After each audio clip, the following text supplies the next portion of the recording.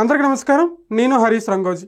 కేతిరెడ్డి అన్న వైఎస్ఆర్సీపీ పార్టీ తరపు నుంచి టీడీపీ అంటే కూటమి ప్రభుత్వం వాళ్ళకి ఒక చిన్న ధమ్కీ లాంటిది ఇస్తున్నాడు. అసలు ఏంటో అది ఒకసారి చూద్దాం. తీసుకొని రావడం జరుగుతుంది.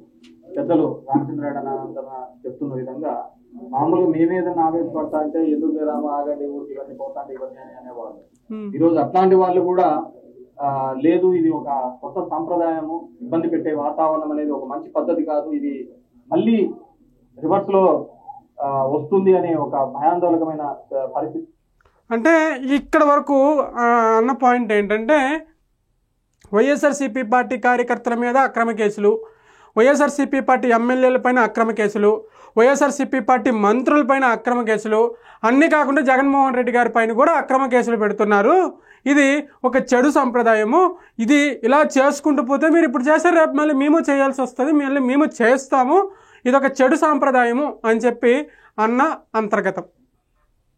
అయితే ఇక్కడ ప్రధానంగా మనం మాట్లాడుకోవాల్సిన విషయం ఏంటంటే వైఎస్ఆర్సీపీ పార్టీ అధికారంలో ఉన్నప్పుడు జగన్మోహన్ రెడ్డి గారు సీఎంగా ఉండేటప్పుడు ఎవరిపైన కేసులు పెట్టలేదా? రెండో పాయింట్, సోషల్ మీడియాకు సంబంధించినటువంటి సోషల్ మీడియా కార్యకర్తల మీద ఏమంటారు వేధింపులు జరగలేదా? మూడో పాయింట్, ఎవరు ఎదురు తిరిగి మాట్లాడినా అటు వైఎస్ఆర్సీపీ పార్టీ కానీ ఇటు టీడీపీ కానీ ఇటు జనరల్గా ఆంధ్రప్రదేశ్లో ఉన్నటువంటి ఏ పార్టీకి సంబంధించినటువంటి వ్యక్తి అయినా వైఎస్ఆర్సీపీ పార్టీకి ఎగ్నెస్ట్గా మాట్లాడినా లేదు ఇది తప్పు చేశారని మాట్లాడినా కూడా వాళ్ళ ఫ్యామిలీలకు వెళ్ళి లేకుంటే ఆయనకి పర్సనల్గా బెదిరింపులు జరగలేదా?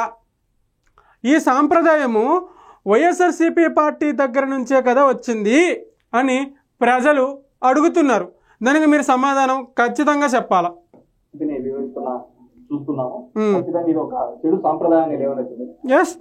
ఇది ఆబ్వియస్లీ చెడు సాంప్రదాయమే. ఎందుకంటే పింకీ పాంక్ అదేదో సంథింగ్ అదేదో ఉంటుంది. ఇది నువ్వు చేసావు, అది నేను చేస్తా, అది నువ్వు చేసావు, అది నేను చేస్తా. ఇది ఖచ్చితంగా చెడు సాంప్రదాయమే. దీన్ని ఎవరు కూడా సపోర్ట్ చేయకూడదు, ఎవరు కూడా దీన్ని మద్దతు తెలపకూడదు. ఇప్పుడు ఎవరైనా ఏ పార్టీ అధికారంలోకి వచ్చినా ప్రధానంగా వాళ్ళు కాన్సన్ట్రేషన్ చేయాల్సిన అంశం ఏంటి? రాష్ట్ర అభివృద్ధి. ఇటు వైసీపీ కానీ ఇటు టీడీపీ కానీ ఇటు జనసేన కానీ ఇటు బీజేపీ కానీ ఏ పార్టీ అధికారంలో ఉన్నా ప్రధానంగా కాన్సన్ట్రేషన్ చేయాల్సింది ఆంధ్రప్రదేశ్ అభివృద్ధి, ప్రజల అవసరాలు, ఎవరు నిరుద్యోగులకు ఉద్యోగ కల్పన, ఇలాంటి విషయాలపైన కాన్సన్ట్రేషన్ చేయాలే తప్ప కేసులపైన కాన్సన్ట్రేషన్ చేయకూడదనే విషయం నువ్వు మాట్లాడుతున్నావు. కాబట్టి ఇది నేను కొంతవరకు సమర్థిస్తున్నాను. అయితే ఇది మాట్లాడే ముందు వైఎస్ఆర్సీపీ పార్టీ అధికారంలో ఉండేటప్పుడు ఏం చేసిందో కూడా చెప్పి మాట్లాడాలా, అంతే కదా? ఇప్పుడు వైఎస్ఆర్సీపీ ఇందాక చెప్పాను కదా, వైఎస్ఆర్సీపీ పార్టీ అధికారంలో ఉన్నప్పుడు వైఎస్ఆర్సీపీ పార్టీ కూడా కేసులు పెట్టింది, వైఎస్ఆర్సీపీ పార్టీ కూడా అక్రమ కేసులు పెట్టింది, వైఎస్ఆర్సీపీ పార్టీ కూడా అక్రమంగా వేధింపులు జరిపించింది. ఇప్పుడు దాంట్లో అప్పుడు మీకు ఒప్పు అనిపించి ఇప్పుడు తప్పు అనిపించడమే తప్పు అని ప్రజల ఉద్దేశం. చెప్పదలుచుకున్నాను. ఈ రోజు ప్రభుత్వాన్ని ఎలాగో అయితే మా మీద కేసులు ఇవన్నీ 4 ఏళ్ళు మాకు తప్పవు. నేను కోరుకునేది ఏంటంటే ఇది తప్పు అంటున్నా. అన్నేమంటుండంటే కేతిరెడ్డి అన్న ఎలాగో ఈ 4 సంవత్సరాలు మా మీద కేసులు తప్పవు, మళ్ళీ నెక్స్ట్ మేము అధికారంలోకి వస్తాము, అప్పుడు మళ్ళీ మేము కేసులు పెట్టే అవకాశం మాకు ఉంటుంది, ఖచ్చితంగా కేసులు పెడతాము అని అంటున్నాడు. అయితే మళ్ళీ మేము అధికారంలోకి వస్తాము అని ఆశపడ్డంలో తప్పులేదు, మళ్ళీ మాకు అధికారం వస్తుందని ఆశపడ్డంలో తప్పులేదు, ప్రజలు మళ్ళీ మమ్మల్ని దీవిస్తారనుకోవడంలో కూడా తప్పులేదు.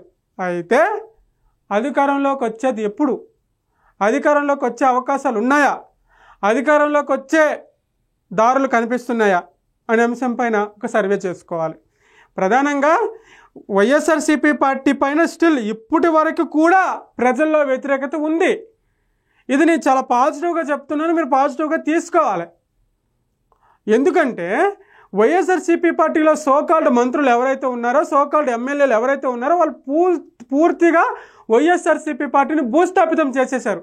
వాళ్ళ యొక్క మాటల్లో వల్ల కావచ్చు, వాళ్ళ యొక్క నడవడిక వల్ల కావచ్చు, వాళ్ళ యొక్క ప్రవర్తన వల్ల కావచ్చు, ఇంకే కావచ్చు. టీవీలో కానీ పేపర్లో కానీ ఎక్కడైనా ఆ మంత్రి కానీ ఆ ఎమ్మెల్యే కానీ ఫోటో కనబడితే చిచ్చి ఎందుకురా బాబు అనే స్థాయికి దిగదచ్చేసారు వాళ్ళ పార్టీని. స్టిల్ ఇప్పటి వరకు కూడా వైఎస్ఆర్సీపీ పార్టీని నెగిటివ్లో ఉంటే మనం మళ్ళీ ఇలాంటి బెదిరింపు మాటలు మాట్లాడితే, మనం మళ్ళీ ఇలాంటి రౌడీయిజపు జనరల్గా రౌడీయిజపు మాటలు అంటారు, ధమ్కి ఇవ్వడమంటారు దీన్ని జనరల్గా మన భాషలో. ఇలా మాట్లాడితే ప్రజలు ఎవడు నమ్ముతాడు? నేనైతే నమ్మను. నేను న్యూట్రల్గా ఉంటా. నాకు ఏ పార్టీ వస్తే నా నా నా రాష్ట్రం అభివృద్ధి చెందుతుందో అని ఆలోచించుకొని నేను ఓటేస్తా తప్ప ఇలాంటి మాటలు మాట్లాడితే నెగిటివిటీ రాకుండా ఏమొస్తుంది? సరే, ఒక సామాన్య ఓటరు ఈ వీడియో చూశాడు, ఇప్పుడు ఆ ఓటర్కి కూటమి ప్రభుత్వం పైన అసంతృప్తి ఉంది అనుకుందాం. చిన్న లాజిక్ చెప్తా. ఇప్పుడు అందరూ ఎందుకు నేనే అనుకుందాం, అబ్బా నేను ఒక సామాన్య కార్యకర్తని, అంటే కార్యకర్తని కూడా కాదు, సామాన్య ఓటర్ని కదా. ఇప్పుడు కూటమి ప్రభుత్వం చేస్తున్నటువంటి విధి విధానాలు కానీ, కూటమి ప్రభుత్వం చేస్తున్నటువంటి పనులు కానీ నాకు నచ్చట్లేదు ఒక ఓటర్గా కదా. అయితే ఈ చంద్రబాబు నాయుడు గారు వచ్చారు కానీ ఏం చేయట్లేదబ్బా, ఏమి ఇవ్వట్లేదబ్బా, జగన్మోహన్ రెడ్డి ఇంతకుముందు ఇచ్చేవాడు, సరేలే చూద్దాం అనుకొని అటు ఇటు ఉంటాడు ఓటరు. అలాంటప్పుడు ఇలాంటి వీడియో చూసి ఏమర్థమవుతుంది? ఓ అంటే జగన్మోహన్ రెడ్డి గారు అధికారంలోకి వచ్చిన తర్వాత మళ్ళీ రౌడీయిజపు రాజకీయాలు చేస్తాడా? ఓకే, మళ్ళీ కేసులు పెడతాడా?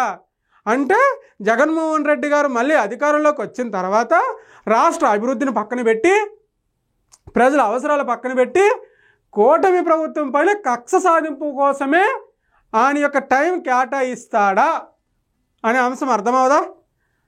అర్థమైనట్టు లేదా ఈ వీడియో?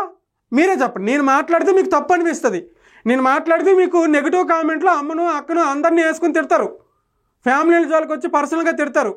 ఈ వీడియో చూస్తే మీకేమనిపిస్తుంది? కింద కామెంట్ రూపంలో పెట్టండి. జనరల్గా ఈయన ఇక్కడ నిలబడి మాట్లాడాల్సిన మాటలు ఏంటి? కూటమి ప్రభుత్వం మా పైన అక్రమ కేసులు పెడుతుంది, అక్రమ కేసులు కాకుండా రాష్ట్ర అభివృద్ధి పైన దృష్టి పెట్టాలి, ప్రజల అవసరాల పైన దృష్టి పెట్టాలి, చాలా చాలా చాలా హామీలు ఇచ్చింది, హామీలు నెరవేర్చాలి, ప్రజల నిరుద్యోగులకి ఉద్యోగ కల్పాలి, జరిపించాలి. మన రాష్ట్రంలో చదువుకునే విద్యార్థులు పొట్ట చేతి పట్టుకొని ఇతర రాష్ట్రాల్లో బతుకుతున్నారు, వాళ్ళని తీసుకొచ్చి మన రాష్ట్రంలో ఉద్యోగ కల్పన కల్పించాలి అని మాట్లాడితే ఓటరు వైఎస్ఆర్సీపీ పార్టీకు ఎందుకు తిరగడు చెప్పండి? అది పక్కన పెట్టి, అంటే తిరుగుతాడా తిరగడానికి పక్కన పెడితే ఖచ్చితంగా ఆలోచిస్తాడు కదా, ఖచ్చితంగా ఆలోచిస్తాడా లేదా? అది పక్కన పెట్టి మేము అధికారంలోకి వచ్చిన తర్వాత మళ్ళీ మీరు జైల్లో అవన్నీ పునరుద్ధరించుకోండి, ఎందుకంటే మళ్ళీ మీరు ఆ జైల్లో కూర్చోబెడతాం, ఆలోచించుకోండి ఒకసారి. ఎట్లాగో బడులు, హాస్పిటల్ రిపేర్లు చేపిలేరు, నీట్ గా చేపిలేరు. నెక్స్ట్ అయినా మీకు ఇది చాలా అవసరం పడుతుంది. ఇది సెంట్రల్ జైల్స్ అన్ని కూడా దాన్ని రెనోవేట్ చేసేసి మంచి కండిషన్స్ పెట్టుకుంటే రేపు మీకు కూడా ఉపయోగపడతాయి. కాబట్టి అది డెఫినెట్ గా చేయాలని చెప్పేసి మేము అనుకుంటున్నాం. వీళ్ళు ప్రజానాయకులా? ఇప్పుడు ఈయనకి మీరు ఓటేస్తారా చెప్పండి? అంటే నేను స్టార్టింగ్ నుంచి చెప్తున్నా, జగన్మోహన్ రెడ్డి గారిని భూస్థాపితం చేయడానికే వైఎస్ఆర్సీపీ పార్టీ సోకాల్డ్ మంత్రులు కంకణం కట్టుకున్నారని చెప్పట్లా? దీన్ని ఏమంటారు చెప్పండి? అంటే నేను మాట్లాడితే మీకు తప్పు, మరి ఈయన మాట్లాడింది ఏంటి చెప్పండి? ఏంటి నేను మాట్లాడింది? బడులు గుడులు ఏవి మీరు శుభ్రంగా చేయట్లేదు, దాన్ని మీరు ఎవరో డెవలప్ చేయట్లేదు, కనీసం సెంట్రల్ జైళ్ళైనా నీట్గా రెనోవేట్ చేసి పెట్టుకోండి, ఎందుకంటే మళ్ళీ మిమ్మల్ని మీరు అదే జాగాలో కూర్చోబెడతాం మేము, అంటే మళ్ళీ మీ మీద మేము కక్ష సాధింపు రాజకీయాలే చేస్తాము అని కుండ బద్దలు కొట్టినట్టు చెప్తున్నాడు సారు. ఇప్పుడు వేయండి మరి ఈయన కోటు, వేస్తే మళ్ళీ నెక్స్ట్ 5 సంవత్సరాలు మళ్ళీ రిపీట్. ఒక్కసారి ఆలోచించండి. అంటే నేను అటు వైసీపీ కార్యకర్తలకు చెప్తున్నా, అటు వైసీపీ నాయకులకు చెప్తున్నా, ఇటు ఓటర్లకు చెప్తున్నా, ఇటు టీడీపీ కార్యకర్తలకు చెప్తున్నా, టీడీపీ ప్రభుత్వానికి చెప్తున్నా, అందరికీ చెప్తున్నా, కక్ష సాధింపు రాజకీయాలు ఎప్పటికీ వద్దు. మన ప్రధాన అజెండా ఏంటి? మన రాష్ట్రం అభివృద్ధి చేయాలి. మన రాష్ట్రం అభివృద్ధి చేసి నలుగురికి ఉద్యోగ కల్పన జరిగితే చాలా హ్యాపీగా ఉంటుంది. అఫ్కోర్స్ కూటమి ప్రభుత్వం ఆ దిశగా పోతుంది, ఎందుకంటే ఒక వారం క్రితమో చూసా, గూగుల్ కూడా వస్తుంది, ప్లేస్ కూడా సర్వే చేసుకుంటుంది అని చెప్పేసి వార్త కూడా చూసా. సో ఇలాంటి 4 కంపెనీలు తెస్తే మాలాంటి వాళ్ళు వచ్చి మన రాష్ట్రంలో మన ఫ్యామిలీని ముందు మనం పని చేసుకుంటే ఎంత హ్యాపీగా ఉంటుందో ఒకసారి ఆలోచించండి. ఒక పండగకి వెళ్ళాలన్నా, ఒక పెళ్ళికి వెళ్ళాలన్నా 2 రోజుల జర్నీ అవుతుంది. అది కాకుండా మన ఇంటి ముందే మనం పని చేసుకుంటే మన తల్లిదండ్రులు మనం చూసుకున్న వాళ్ళు అవుతారు, తల్లిదండ్రులు పిల్లల్ని చూసుకున్నట్టు ఉంటుంది కదా. అది ఎందుకు దృష్టిలో పెట్టుకోవట్లేదు? ఏమి కేతిరెడ్డి అన్న, జనరల్గా కేతిరెడ్డి అన్న పైన నాకు సాఫ్ట్ కార్నర్ ఉంది. ఎందుకు నేను ఈ వీడియో పైన అగ్రెసివ్గా చేయలేదంటే, అన్న గుడ్ మార్నింగ్ ధర్మవరం అని చెప్పేసి ఒక చాలా చాలా చాలా చాలా మంచి కార్యక్రమం చేశాడు. అఫ్కోర్స్ ఆ కార్యక్రమం పైన వెనక ఏం జరిగిందా, ఏం జరుగుతుందా అంటే అప్పుడులో కొన్ని వార్తలు కూడా వచ్చాయి. గుడ్ మార్నింగ్ ధర్మవరం అని చెప్పేసి ఆ ధర్మవరం అంతా తిరిగి ఎక్కడ ప్రభుత్వ జాగాలు ఖాళీగా ఉన్నాయో ఆ జాగాల కబ్జా చేయడానికే గుడ్ మార్నింగ్ ధర్మవరం అని పెట్టాడు కేతిరెడ్డి అని చెప్పేసి వార్తలు వచ్చాయి. అది వాస్తవం అవాస్తవం నాకు తెలియదు, మనం మాట్లాడుకోవాల్సిన అవసరం కూడా లేదు. కానీ ప్రజల సమస్యలు అయితే తెలుసుకున్నాడు, ప్రజల వినతులు అయితే తీసుకున్నాడు. వాళ్ళకి పనులు జరిగాయా జరగలేదా ఏంటనేది వాళ్ళకి తెలుసు, ఈయనకి తెలుసు, భగవంతుడికి తెలుసు. కానీ ప్రజల్లో అయితే తిరిగాడు, పొద్దున్నే లెగిసి ప్రజల్లో అయితే తిరగడం అనేది ఒక మంచి దాన్ని చూసి గుడ్ మార్నింగ్ ధర్మవరం చూసి జగన్మోహన్ రెడ్డి గారు గడప గడపకి ప్రభుత్వం అని చెప్పేసి ఒక కార్యక్రమాన్ని కూడా తీసుకురావడం జరిగింది. దీన్ని చూసే సో ఒక కార్యక్రమానికి నాంది చుట్టాడు కాబట్టి ఈయన పైన నాకు సాఫ్ట్ కార్నర్ ఉంది.